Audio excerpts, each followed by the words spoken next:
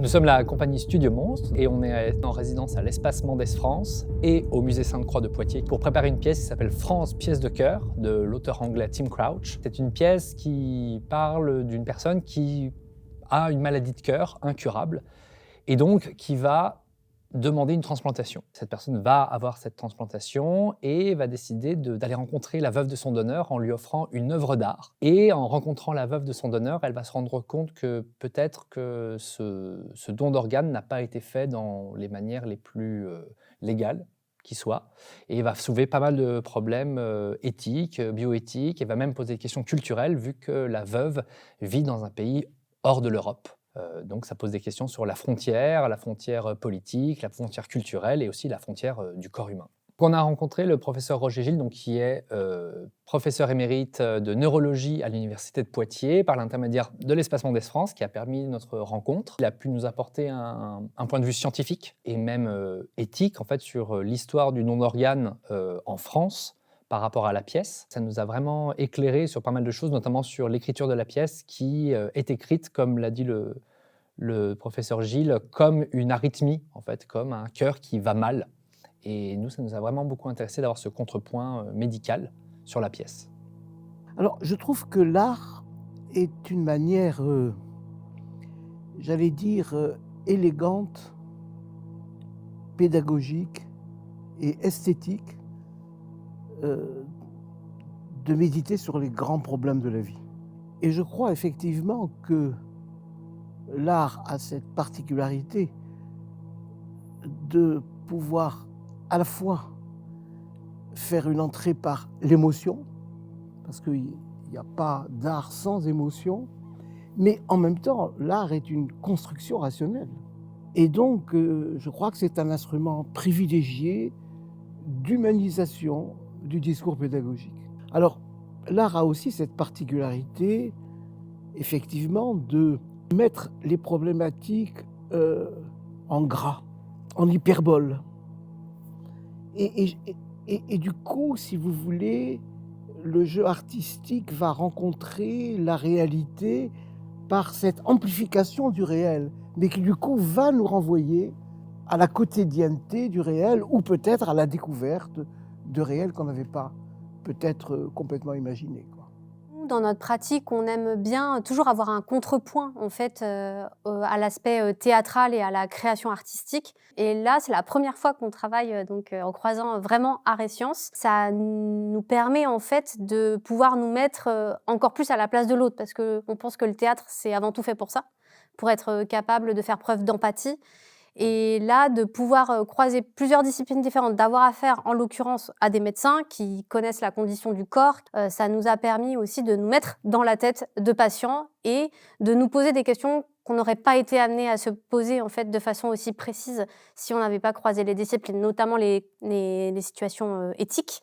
La réglementation aussi, qu'on ne connaissait pas sur le don d'organes. En plus, elle est différente en France ou ailleurs en Europe. Et notre recherche artistique, elle aurait été beaucoup moins précise et beaucoup moins complète si on n'avait pas croisé les disciplines. Ce qui est important aussi pour nous, c'est qu'en croisant aussi art et sciences, en organisant une table ronde par exemple avec l'EMF, on permet de croiser les publics. Ils peuvent venir voir un extrait de notre pièce, des personnes qui ne seraient pas forcément venues si ça avait été purement annoncé comme du théâtre. Et inversement, des gens qui vont peut-être s'intéresser aux questions éthiques du don d'organes qui sont vraiment essentielles aujourd'hui, qui ne se seraient pas intéressés à ça s'il n'y avait pas eu l'apport d'entrée théâtre.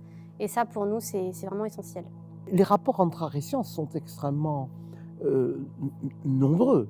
Bon, par exemple, j'accorde une attention particulière aussi à des pièces de théâtre qui sont jouées par des personnes en situation de handicap. J'accorde aussi une importance majeure à l'accès à la culture des personnes en situation de handicap. Et enfin, à l'art créatif qui va introduire, j'allais dire, d'une manière puissante, une problématique qu'on n'aurait peut-être pas abordée sinon. On a 2 temps forts en fait pendant cette semaine de résidence. Le premier temps fort, il va être jeudi. Il y a une table ronde sur la thématique transplantation et enjeux éthiques, donc avec des médecins. Et en préambule de cette table ronde, on présente l'acte 2 de la pièce, qui est la rencontre entre le personnage et la veuve du donneur. Le lendemain, il y a une sortie de résidence On va présenter un très large extrait de la pièce. C'est une répétition ouverte. Le spectacle est encore en cours de création, mais c'est l'occasion d'accueillir du public et d'avoir aussi des ressentis avant la création définitive. Sur les 2 lieux. Sur les 2 lieux. L'idée étant que ça puisse croiser les 2 lieux, donc l'Espacement des Sens et le musée Sainte-Croix, qui sont reliés par un tunnel souterrain qui sera ouvert pour cette sortie de résidence et où on va faire passer le public. C'est l'occasion de découvrir ce passage secret. Et je trouve que la pièce de cette jeune compagnie est exemplaire, dans la mesure où, aussi bien dans la forme que dans le fond, elle nous entraîne dans une histoire, j'allais dire, à cœur battant, quoi. Et que d'un bout à l'autre, on réussit cette synthèse extraordinaire entre le cœur organe et le symbole, c'est-à-dire l'autre signifiant, ces autres signifiants multiples, l'amour, la vie. Et c'est quand même une émotion profonde. Oui, cette pièce donne à penser, et l'art donne à la fois à être ému et à penser. Merci. Merci beaucoup. Merci. Mesdames et messieurs, Merci à vous. c'est grâce à vous que je suis ici. Vous m'avez sauvé la vie.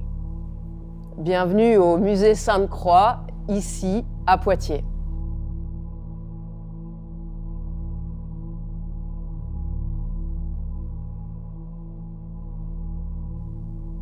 Pourquoi c'est arrivé à ma famille? Pourquoi c'est arrivé? Je veux savoir pourquoi c'est arrivé à moi. Je veux savoir pourquoi, et si vous pouvez me donner une réponse.